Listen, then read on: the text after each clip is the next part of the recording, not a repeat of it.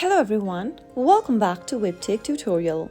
In today's video, I'm going to show you how to download Peacock TV application on your iPhone. So if you want to learn that, keep watching the video till the end. Start off by open your App Store and also make sure that your device is connected to a stable internet. Once you are sure of it, go to the search box and type in Peacock TV. Once you make a search for it, you should be able to see the application displayed in the search result. Look for this application with this logo over here, and once you are ready to download the app, tap the Get button to begin the download process. Peacock is an American over-the-top video streaming service owned and operated by Peacock TV LLC. Once the application is downloaded, you can stream movies, TV shows, sports, and much more within the application with a premium plan. So that is how you can easily download Peacock application for your iPhone. If you found the video to be helpful, go ahead and give us a thumbs up. Don't forget to subscribe to the channel